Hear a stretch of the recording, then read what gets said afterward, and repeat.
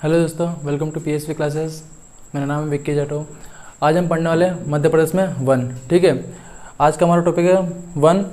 और जो वन हम पढ़ेंगे, ये जो मैंने पिछली वीडियो में बताया था कि हम एमपीपीएससी जो प्री का एग्ज़ाम है उसका जो सिलेबस कंप्लीट करा रहे हैं, और उसकी जो थर्ड यूनिट है, ठीक है, थर्ड यूनिट में जो जियोग्राफी वाला जो पार्ट दिया मध्य प्रदेश का, उस मध्य प्रदेश में हम देखेंगे वन। ठीक है, और हम वन को वन की क्या स्थिति मध्य प्रदेश में, ठीक है, और भारत में क्या स्थिति है, इन दोनों का हम जो फैक्ट है ये समझेंगे, और वन किसे कहते हैं ये भी समझेंगे। ठीक है, वन को मध्य प्रदेश में अलग अलग भागों में बांटा हुआ है। ठीक है, मध्य प्रदेश में वन को प्रशासन के दृष्टि से अलग भागों में बांटा हुआ है, भौगोलिक दृष्टि से अलग बांटा हुआ वन को, और वन में पाए जाने वाली प्रजाति के आधार पर वनों को अलग अलग भागों में बांटा हुआ है। ठीक है, तो ये तमाम चीज़ें हम आज देखने वाले हैं। ठीक है, तो आज आप नोट करिए वन, और वीडियो को देखते जाइए और साथ में नोट भी करते जाइए। ओके, अब हम थोड़ा सा मैप में देखते हैं वन की स्थिति क्या है। और जियोग्राफी पढ़ रहे हैं तो हमें मैप के द्वारा ये सारी चीज़ें पढ़नी है, क्योंकि हमें सारी चीज़ें को क्या है लोकेशन के हिसाब से देखना भी पड़ता है, और तभी हमें समझ में आएगा कि कौन सी चीज़ कहाँ पर है और किस साइड में।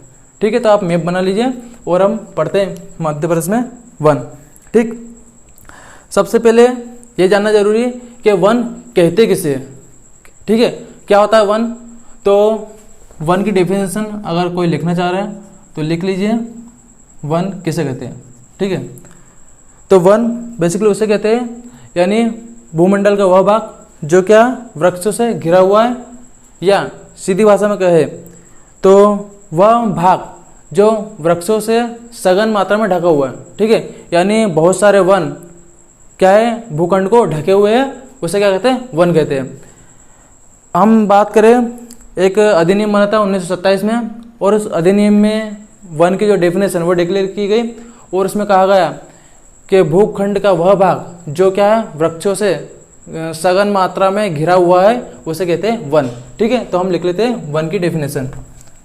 भूमंडल का 1927 एक अधिनियम था, या इसे हम इस टाइप लिख लेते हैं, वन अधिनियम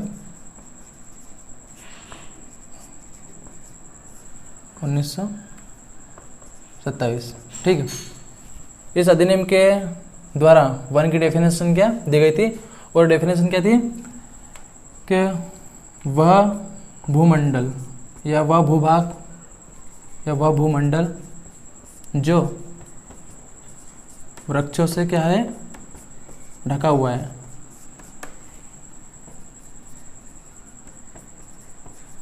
क्या कहलाता, वन कहलाता। ठीक है, तो वह भूभाग या वह भूमंडल जो वृक्षों से क्या है ढका हुआ है वन कहलाता है। ठीक है, तो हमें वन की डेफिनेशन समझ में आ गई। ठीक है, अब हम देखते हैं, आगे बढ़ते हैं।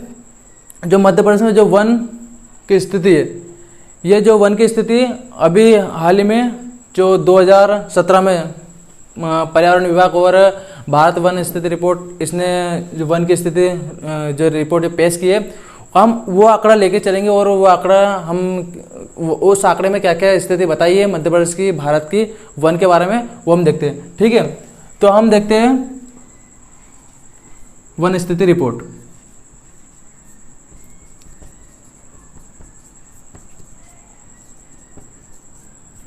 ठीक है, वन स्थिति रिपोर्ट कौन सी, 2017 में। 2017 में जो वन स्थिति रिपोर्ट पेश की गई, ठीक है, किसके द्वारा, पर्यावरण मंत्रालय द्वारा।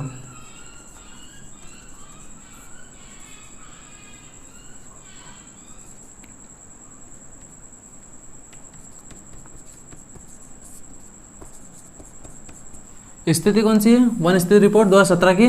कब प्रकाशित की गई, 12 फरवरी 2018 में। ठीक, 2018 में प्रकाशित की गई। और ये कौन सी नंबर की रिपोर्ट थी, तो ये 15वीं नंबर की रिपोर्ट थी। ठीक है, यहाँ से भी क्वेश्चन बनने के चांस है। ये कौन सी रिपोर्ट थी, 2017 में जो वन स्थिति रिपोर्ट लॉन्च की गई, या जो रिपोर्ट प्रकाशित की गई वो कौन सी नंबर की थी, वो 15वें नंबर की रिपोर्ट थी। ठीक है, और अब इस रिपोर्ट में क्या कहा गया, वन की स्थिति क्या डिक्लेयर की गई, वो हम देखते हैं। तो वन स्थिति रिपोर्ट 2017 है, इसके द्वारा क्या डिक्लेयर हुआ, यानी इसके द्वारा भारत में क्या हुआ, इसके द्वारा भारत में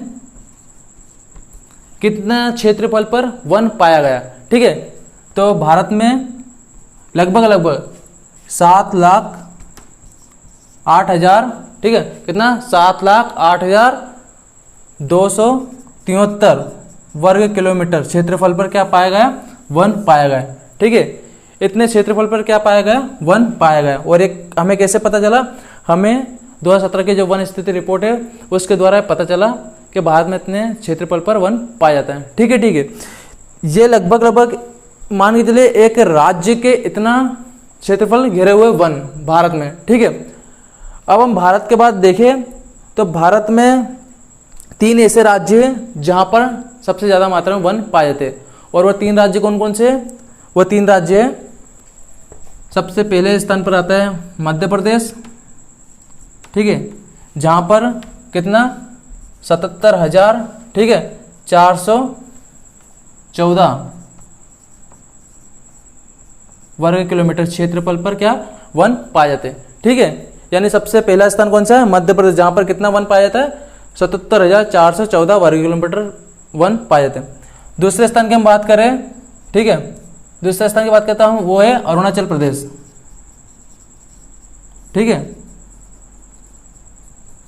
अरुणाचल प्रदेश दूसरा स्थान, जहाँ पर कितना वन पाया जाता है, यहाँ पर 66,964 वर्ग किलोमीटर क्षेत्रफल पर क्या वन पाया जाता है। ठीक है, दूसरा स्थान कौन सा, अरुणाचल प्रदेश। तीसरा स्थान है छत्तीसगढ़। ठीक है, छत्तीसगढ़ में कितना वन पाया जाता है, तो छत्तीसगढ़ में, इसे याद करना बहुत आसान है। ठीक है, यानी 55,000, ठीक है, 55,914 के आसपास, कुछ ऐसा एग्जैक्ट डाटा नहीं पता, पर आप इसे याद कर लीजिए। मध्य प्रदेश में 77,000 के लगभग, अरुणाचल प्रदेश में 66 और छत्तीसगढ़ में 55,000 के लगभग वन पाया जाता है। ठीक है, आप ये नोट कर लीजिए।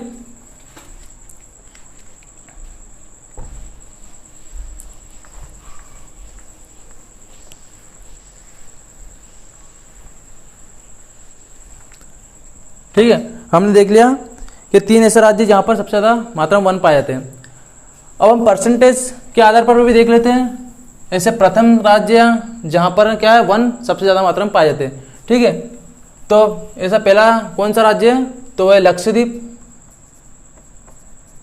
यानी केंद्र शासित प्रदेश है, यूटी है। ठीक है, पर हम यहाँ का भी जो वन है वो काउंट करते हैं। ठीक है, यहाँ पर क्या है सबसे ज़्यादा वन पाया जाता है। परसेंटेज के आधार पर हम देखें तो 98% के आसपास क्या है वन पाया जाता है। ठीक है, कहाँ पर, लक्षद्वीप में। बात करें हम दूसरा स्टेट, तो मिजोरम। ठीक, अगर हम राज्य की बात करें सबसे ज़्यादा परसेंटेज में, तो मिजोरम। और अगर हम ओवरऑल बात करें सबसे ज़्यादा परसेंटेज में किस राज्य में सबसे ज़्यादा वन पाए जाते हैं, या किस प्रदेश में सबसे ज़्यादा वन पाए जाते हैं, तो लक्षद्वीप। 98% के आसपास क्या है यहाँ पर वन पाया जाता है। ठीक है, हम बात करें मिजोरम की, तो मिजोरम में हम देखते हैं मिजोरम में लगभग 86% के आसपास क्या वन पाया जाता है। हम परसेंटेज में देख रहे हैं वन। ठीक है, तीसरे स्थान पर हम देखें तो अंडमान निकोबार। अंडमान निकोबार ये भी हमारे यूटी है, यूनियन टेरिटरी। ठीक है, यहाँ पर लगभग 84% के आसपास क्या वन पाए जाते हैं। यानी ये 3 ऐसे राज्य हैं जहाँ पर क्या है वन परसेंटेज में सबसे ज़्यादा मात्रा में पाए जाते हैं। ठीक है, एग्जाम में ये भी पूछ सकते हैं। ठीक है, अब हम देखते हैं एक संस्था। ठीक है, और कौन सी संस्था, वो है वन अनुसंधान संस्थान। वन अनुसंधान संस्थान, इसका हेडक्वार्टर कहाँ पर है, वो है देहरादून। देहरादून कहाँ आपको सबको पता होगा, ये उत्तराखंड में।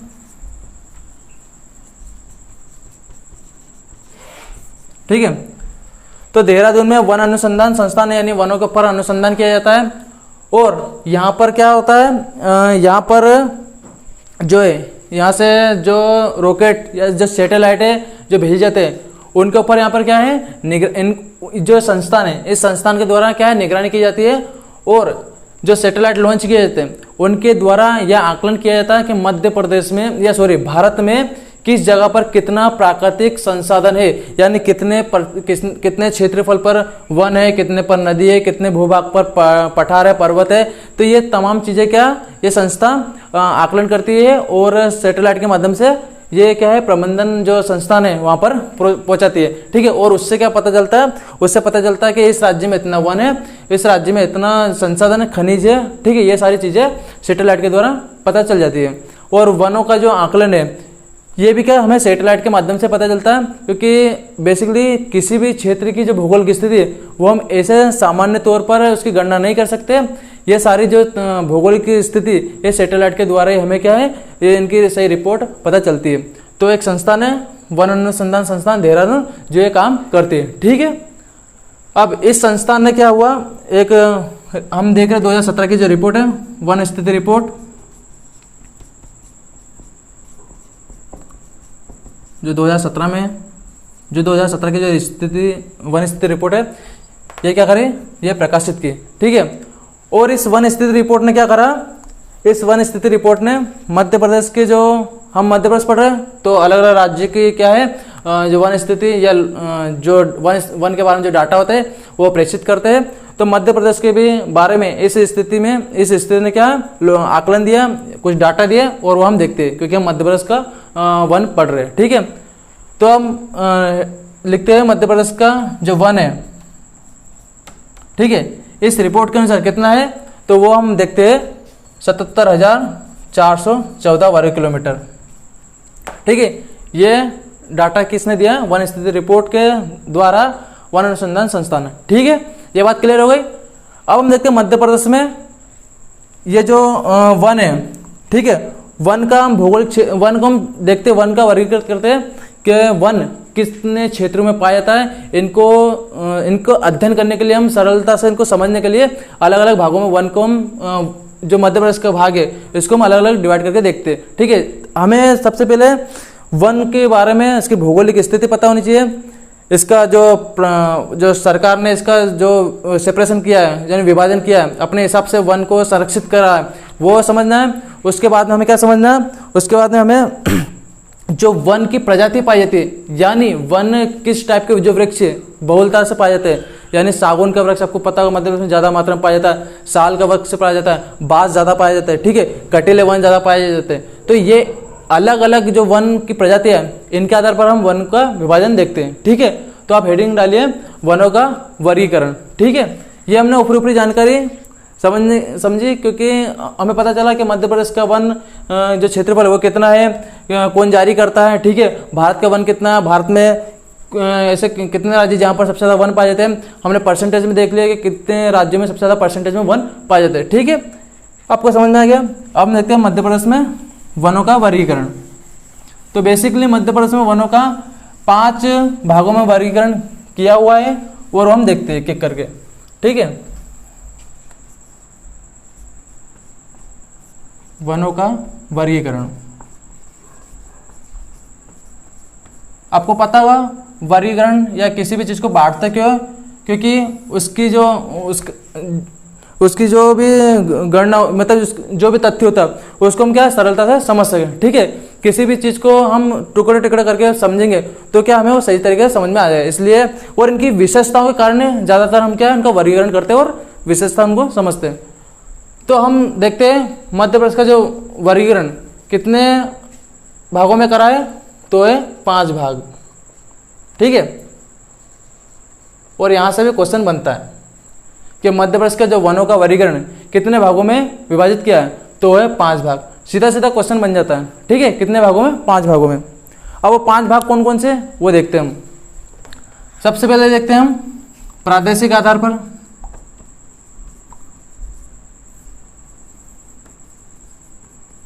ठीक, कौन सा आधार पर, प्रादेशिक आधार पर। प्रादेशिक आधार यानी प्रदेश की स्थिति के आधार पर, प्रदेश में जो हमने पठार पढ़े थे, आपने अगर नहीं देखे तो पिछले वीडियो देखिए, आपको पता चलेगा कि मध्य प्रदेश में कौन कौन से पठार है। ठीक है, वहाँ से आपको प्रादेशिक स्थिति पता चलेगी। उसके बाद हम देखते हैं भौगोलिक आधार पर, ठीक है, भौगोलिक आधार पर वनों का हम वर्गीकरण देखते हैं। उसके बाद हम देखते हैं वन की प्रजाति के आधार पर। वन की प्रजाति के अंतर्गत यानी हम क्या समझे, यानी वन की स्थिति, यानी किस मात्रा में, यानी कितनी मात्रा में कौन सा वन पाया जाता है, ठीक है। तो हम वो देखेंगे वन की प्रजाति, यानी ये प्रजाति भैया ज़्यादा स्थानों पर पाई जाती है, ठीक है। तो हम देखते हैं साल के वन, सागौन के वन, बांस, खेर, महुआ, यानी ये जो तमाम वृक्ष है, ये जो झाड़ है, ये क्या है, ज़्यादा मात्रा में पाए जाते हैं, ठीक है। इनकी प्रजाति क्या है, ज़्यादा मात्रा में पाई जाती है। तो हम आगे देखते हैं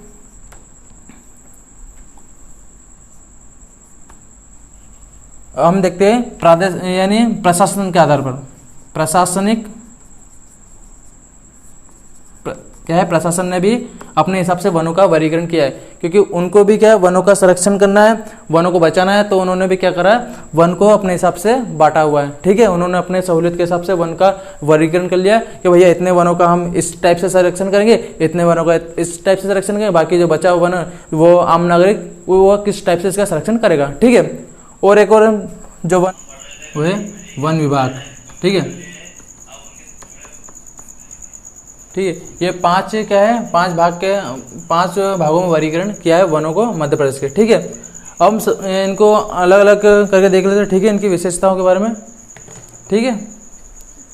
तो हम सबसे पहले देखते हैं प्रादेशिक आधार, ठीक है, प्रादेशिक आधार पर वनों का विभाजन। तो हम इसमें भी हम वनों को और अच्छे डिटेल समझने के लिए प्रादेशिक आधार को भी क्या 3 भागों में डिवाइड करते हैं, ठीक है। सबसे पहले कौन सा भाग हम देखते हैं, इसमें हम देखते हैं ये वाला इलाका, विंध्य कैमूर वाला क्षेत्र, ठीक है, विंध्य कैमूर क्षेत्र, विंध्य कैमूर क्षेत्र, ठीक है। यानी विंध्य कैमूर क्षेत्र के वनों की विशेषता देख रहे हैं। तो इस वन का हम विस्तार देखते हैं। इस वन का विस्तार हमें देखने को मिलता है दमोह, सागर, छतरपुर, पन्ना, ठीक है। यानी ये लगभग ये जिले आपको देखने को मिलते हैं विंध्य कैमूर क्षेत्र में।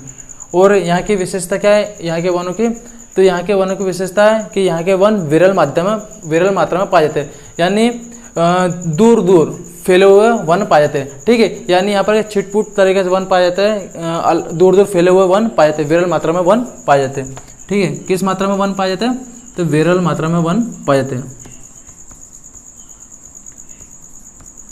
विरल मात्रा में वन यहाँ पर पाए जाते हैं विंध्य कैमूर क्षेत्र में। विस्तार हमने देख लिया, ठीक है। दमोह, सागर जो ये वाला रेंज है पूरा, इसमें इस टाइप के वन पाए जाएंगे, ठीक है। दूसरा हम प्रादेशिक आधार पर देखते हैं वनों को। तो दूसरा हमें देखने को मिलता है मुरैना शिवपुर पेटी, मुरैना शिवपुर वन पेटी, ठीक है।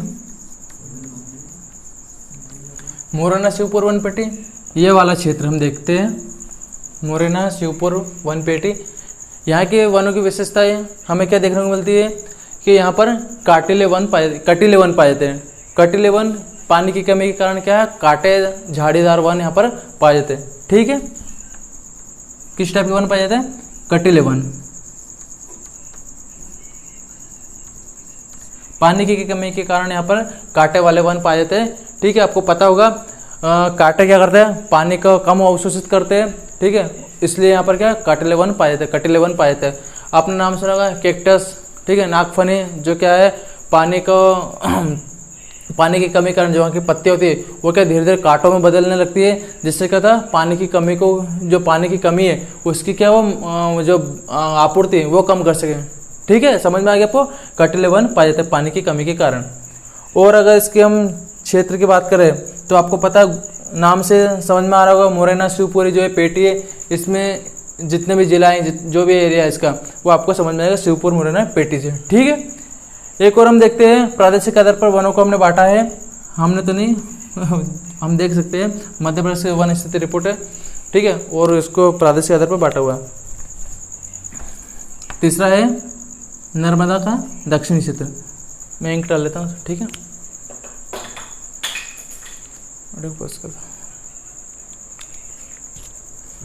ठीक है, नर्मदा का क्या है, दक्षिणी क्षेत्र।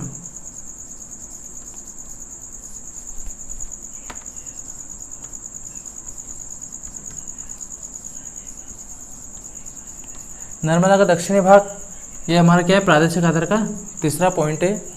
और यहाँ के वनों की हम बात करें तो यहाँ पर क्या है, हमें किस टाइप के वन पाए जाते हैं, तो यहाँ पर हमें सदाबहार वन पाए जाते हैं। ठीक है, यहाँ पर क्या है, पानी की जो आपूर्ति वो भरपूर मात्रा में वनों को मिलती है। और इसके विस्तार की हम बात करें तो इसका विस्तार कहाँ से कहाँ तक फैला हुआ है, इसका विस्तार पूर्व से लेकर तो क्या है, पश्चिम तक फैला हुआ है, जिसमें क्या हमें देखने को मिलती है, हमें सतपुड़ा रेंज देखने को मिलती है। यानी इस रेंज में क्या हमें यहाँ पर विरल सघन माध्यम में सघन मात्रा में क्या वन मिलते हैं, यानी वनों को क्या अत्यधिक पास हमें देखने को मिलते हैं। ठीक है, और वो किस कारण, यहाँ पर वर्षा की मात्रा अधिक होती है। ठीक है, तो हम यहाँ पर कुछ पॉइंट वो नोट कर लेते हैं। सबसे पहला हम देखते हैं यहाँ पर सघन माध्यम में, अत्यधिक सघन मात्रा में, अत्यधिक सघन मात्रा में क्या हमें देखने को मिलते हैं, वन देखने को मिलते हैं। मैं से कुछ पॉइंट यहाँ पे लिख लेता हूँ। दूसरा हमें देखने को मिलता है इसका क्षेत्र, तो पूर्व से लेकर पश्चिम तक, यानी हम कहें तो नर्मदा नदी के लंबवत या कहें हम सतपुड़ा रेंज के लंबवत जो पूरा बेल्ट है उसमें क्या हमें देखने को मिलता है, तो यहाँ पर हमें सदाबहार वन देखने को मिलते हैं। ठीक है, सदाबहार वन देखने को मिलते हैं। ठीक है, यहाँ पर किस टाइप के वन पाए जाते हैं, सदाबहार वन यहाँ पर पाए जाते हैं। ठीक है, और यहाँ पर क्या अत्यधिक सघन मात्रा में वन हमें देखने को मिलता है। हमने देख लिया इसकी स्थिति पूर्व से पश्चिम। पूर्व में यानी हमें क्या देखने को मिलता है, पूर्व में हमें बालाघाट, और पश्चिम में हमें क्या देखने को मिलता है, पश्चिम में हमें देखने को मिलता है अलीराजपुर के आसपास का क्षेत्र, या ऊपर चढ़े तो हम झाबुआ तक तो हमें क्या वर्षा का मात्रा कम देखने को मिलती है। अलीराजपुर बड़वानी तक ही हम सीमित इसमें रहेंगे। ठीक है, तो हम इसमें बड़वानी लिख लेते हैं। ठीक है, इसी प्रकार हमारा क्या प्रादेशिक आधार कंप्लीट होता है। ठीक है, ठीक है, अब हम देखते हैं दूसरा आधार कौन सा है। दूसरा आधार है भौगोलिक आधार। ठीक है, भौगोलिक आधार पर वनों को क्या करा, वर्गीकरण करा हुआ है।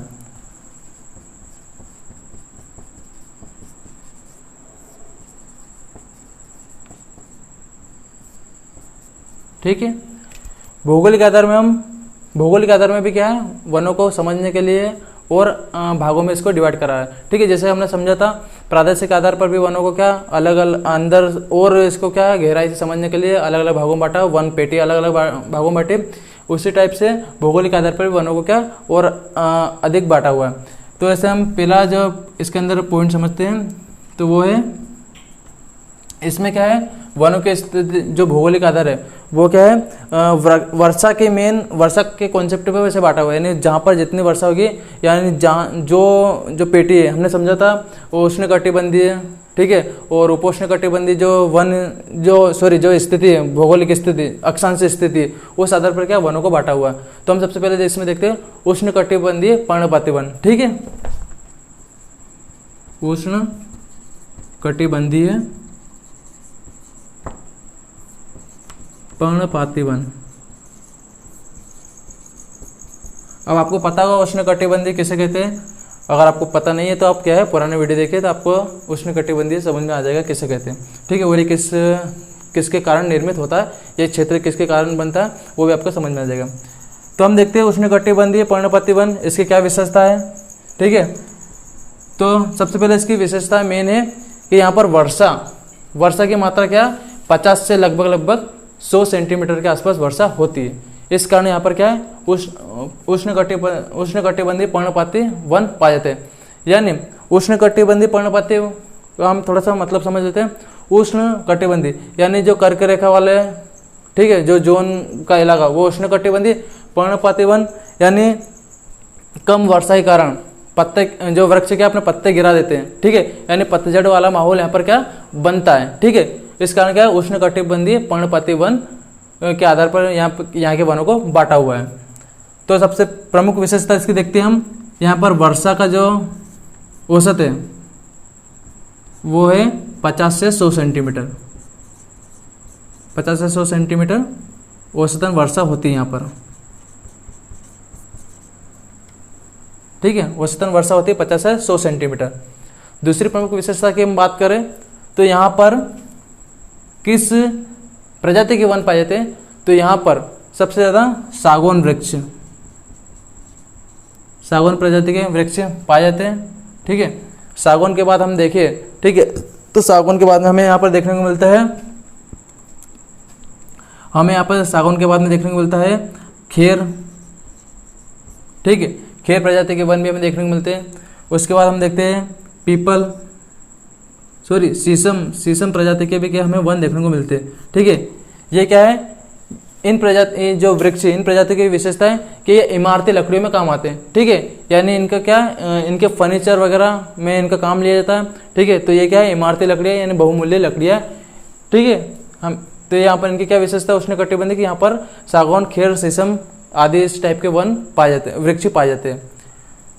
अब हम देखते हैं इसकी लोकेशन, इन वनों की, ये वृक्ष किस किस जिले में पाए जाते हैं, यानी इनकी बहुलता किस जिले में ज़्यादा देखने को मिलती है, ठीक है।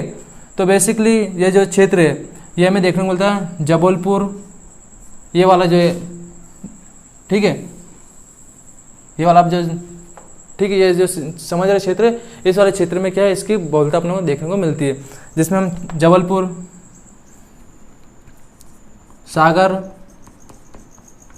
ठीक है, इसके बाद दमोह, ठीक है, ये जो बहुत इसके आसपास जो लगे ज़िले हैं ये भी आएंगे, हम मेन में लिख रहे हैं जबलपुर, सागर, दमोह, ठीक है। ये ज़िले यहाँ पर क्या है, इन वृक्षों की प्रजाति ज़्यादा देखने को मिलती है, ठीक है। और बात करें जो ये पर्णपाती वन है, ये क्या करते हैं, यह अपने पत्ते गिरा देती है, जो वृक्ष उष्णकटिबंधीय पर्णपाती क्षेत्र में जो वृक्ष पाए जाते हैं, ये क्या करता है, गर्मी में पानी की कमी के कारण क्या है, अपने पत्ते गिरा देते हैं, ठीक है। तो एक इसकी महत्वपूर्ण विशेषता है कि पानी की कमी के कारण ये अपने पत्ते गिरा देते हैं।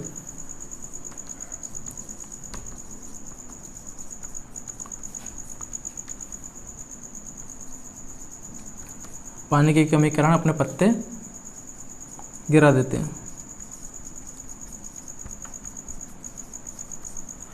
और हम बात करें इसकी महत्वपूर्ण विशेषता की, तो इसकी विशेषता ये है कि इस टाइप के वन प्रदेश में सर्वाधिक मात्रा में पाए जाते हैं, ठीक है।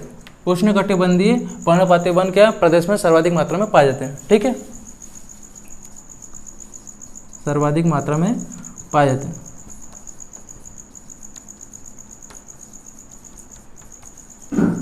ठीक है, तो ये हमें समझ में आएगा उष्णकटिबंधीय पर्णपाती वन क्या होता है।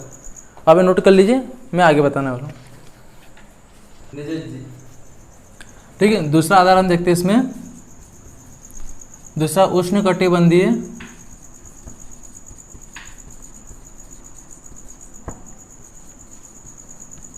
अर्धपर्णपाती वन, जैसा कि हमें नाम से पता चल रहा है अर्धपर्णपाती वन, यानी यहाँ पर क्या वर्षा की मात्रा थोड़ी सी ज़्यादा देखने को मिलती है, किसकी अपेक्षा, पर्णपाती वन की अपेक्षा, ठीक है। और यहाँ पर क्या वृक्ष के अपने पत्ते नहीं गिराता है, क्योंकि पानी की मात्रा यहाँ पर मिलती है, ठीक है। तो हम सबसे पहला पॉइंट यही लिखते हैं कि यहाँ के जो वृक्ष है ये क्या पत्ते नहीं गिराते हैं, वृक्ष क्या है, पत्ते नहीं गिराते।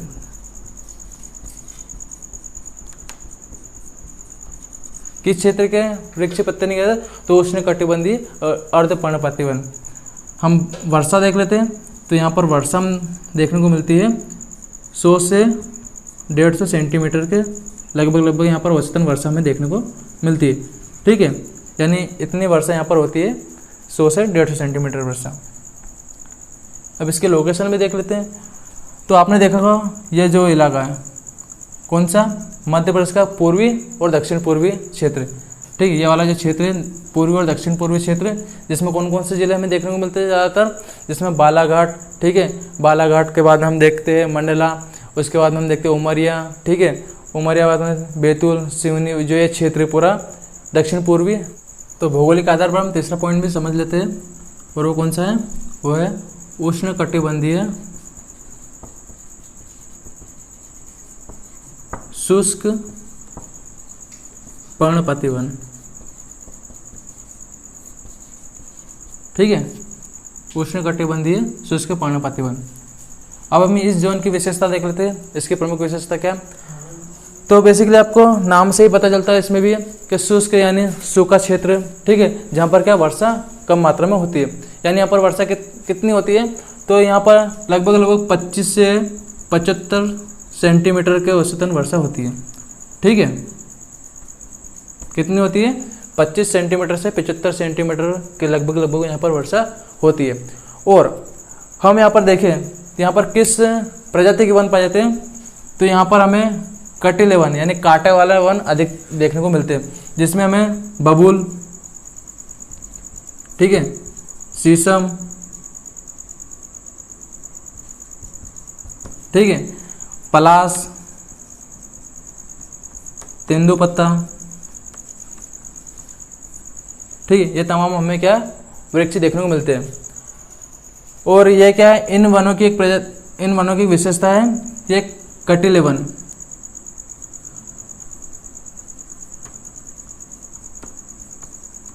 यानी इन वनों के क्या कांटे पाए जाते हैं, ठीक है, तो कटीले वन पाए जाते हैं। अब हम इसका क्षेत्र देख लेते हैं कि किस क्षेत्र पर पाए जाते हैं। तो हम इसमें मैप में समझते हैं, ये वाला जो जोन है पूरा, आपको पता है यहाँ पर वर्षा कम होती है, ठीक है, और इस किस कारण होती है, ये जलवायु वाले चैप्टर में देख लीजिए तो आपको समझ में आएगा यहाँ पर वर्षा कम क्यों होती है, ठीक है। तो हम अभी समझते हैं कि कटीले वन किस क्षेत्र में पाए जाते हैं। तो हम देखते हैं जो ये वाला जो क्षेत्र है, ठीक है, मध्य प्रदेश का उत्तर और उत्तर पश्चिमी क्षेत्र, उत्तर पश्चिमी क्षेत्र, जिसमें कौन कौन से जिले में देखते हैं, इसमें हम देखते हैं शिवपुरी, ग्वालियर, गुना, भिंड,